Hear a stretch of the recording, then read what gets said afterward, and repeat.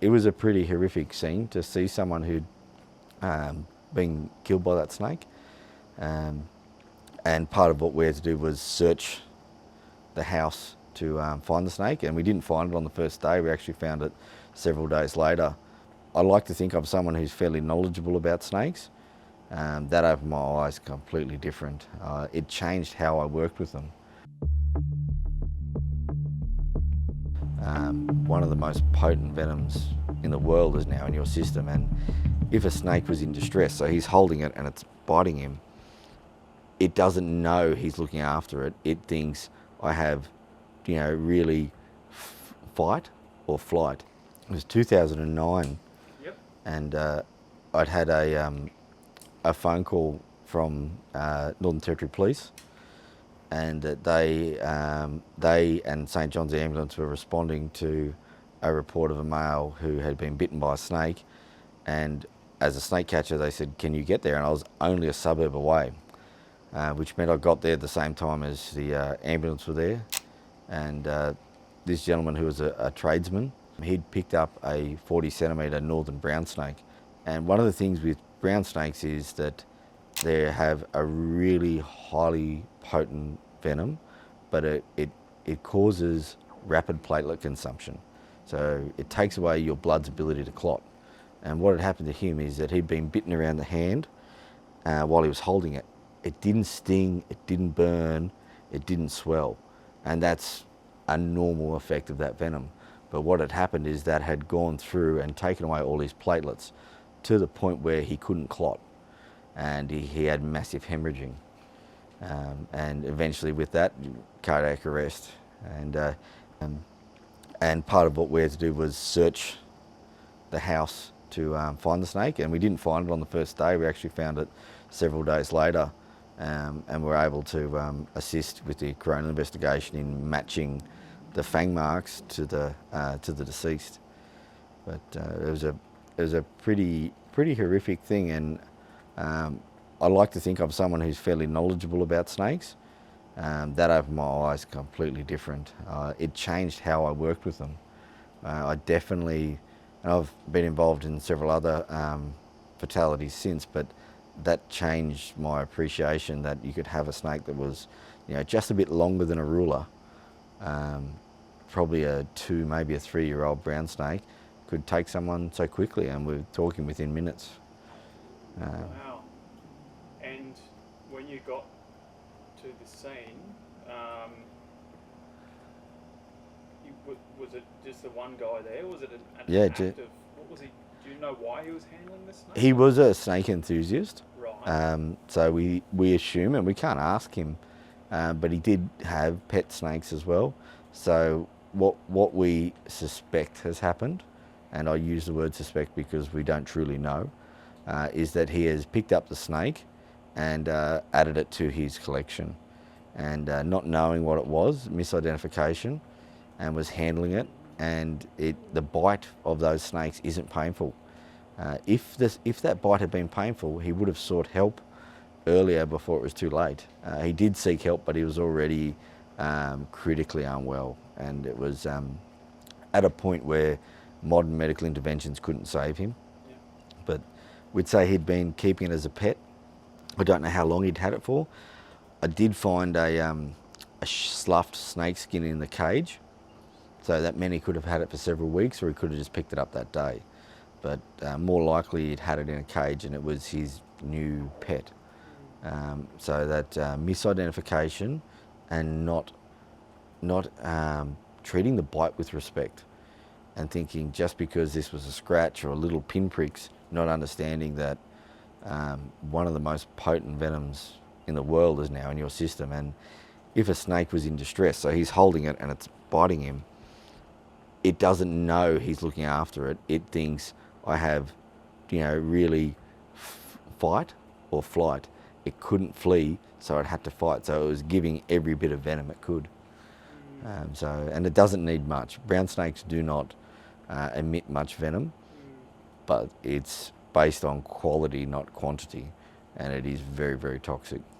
And how were authorities notified that day? He notified a family member that he was feeling unwell, and a family member contacted the ambulance, and in the Northern Territory, they have a joint communication centre. So if you dial 000 in the Northern Territory, you've got fireys sitting across from police, sitting across from ambulance, and depending on, you could even have the SES all in the one comm centre.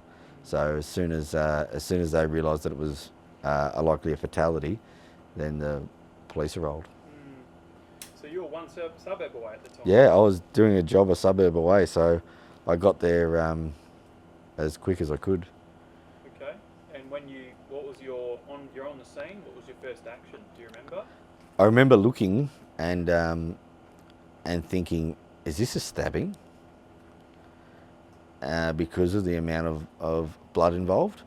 And I'd never seen a person, that was the first snakebite fatality I'd been involved in. I'd never seen a person have the effects of that rapid platelet consumption to the point where they can't bleed. They just can't clot, they just bleed and bleed. And I thought, well, maybe this person's been assaulted, you know.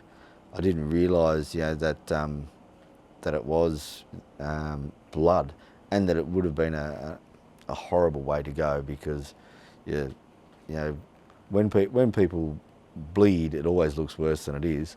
But when someone's bleeding from their eyes and their nose, their mouth, their other parts of their body, that's scary.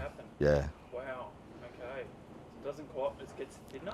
Yeah. So initially, when brown snake venom interacts with blood, it does cause a clot.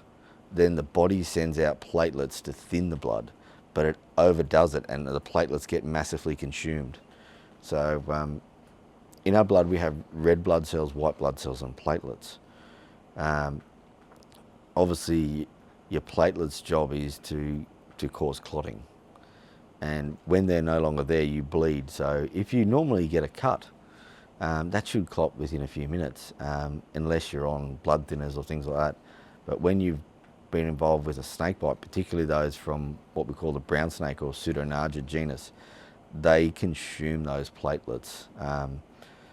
And the only way to basically bring your blood back to normal is antivenom. Even if you give someone more platelets, so you can give, medically they have a thing called fresh frozen plasma, which is if you've had a big bleed and say you've lost a leg and they're at a hospital, they'll give you fresh frozen plasma to help with clotting. If you did that after a snake bite, it's just all those platelets get consumed. The snake venom is so good at that consumption. Wow. So you said, Chris, several days, you didn't find it the first? No, it was several days later that we tore apart the house. The neighbours, you know, did a full line search, and then it was only several. Did you know what you were looking for? I had an idea. It must be a brown snake, but I wasn't sure. And then I got called. I was in Howard Springs when the deceased wife rang me, and she was cleaning up the house, and she said, "There's a snake behind a brick." So I went in, and it's probably the carefulest snake I've ever caught. And I looked behind a brick, and I could see this little small brown snake head with a tongue poking out, and he had a beautiful black nape on his head, which almost looks like a W. And you know, for a western brown or a northern brown, that W is there, and beautiful apricot splotches on his belly, bright apricot. And yeah, saw him and went, wow. And at that size, they are difficult to catch because they're too short to grab by the tail, and they're fast and mobile. So I did well to catch it because I was 100% adrenaline and nervous. And I brought the snake back home and had to set it up in a cage and look after it, yeah, very cautious with it. And you know, I've kept and bred taipans, inland taipans, the world's most venomous snake. I've hatched them from eggs and grown them up, but that brown snake scared me to bits. And is that the psychology of it having just killed someone? Is that the reason? Definitely. Because you've obviously handled very venomous snakes. I think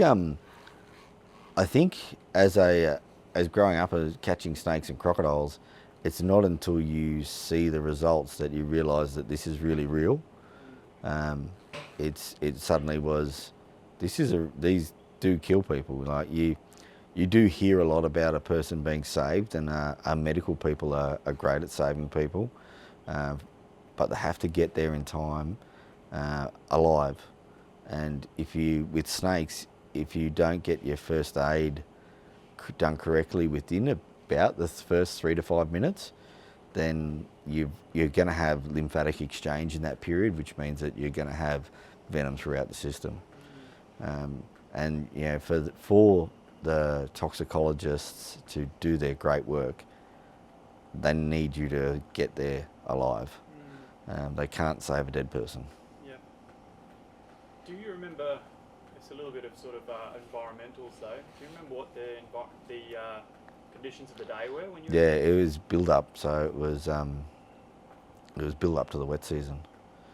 I supported Northern Territory Police with a statement, as well as we took the snake and got it to. I had to hold it while it bit a foam block, and we took measurements, like intra-fang measurements, so between the two fangs, and then they were provided as part of that, and then on the deceased's hand they were able to look at those bite marks to go, well, statistically, if there's a gap here, not only does that physical bite marks now match up with that snake, toxicologists were able to say, well, we know that the snake was ID'd by myself, and they could give a clinical evidence as to what has happened.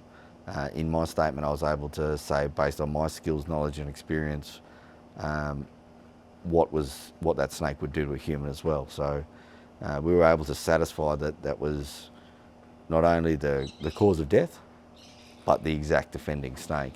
Unreal. Yeah, you closed the file on it. Yeah, Your experience. which is important for the family there, to know. While we'll probably never know why he was handling the snake. We can make assumptions, but they are only assumptions.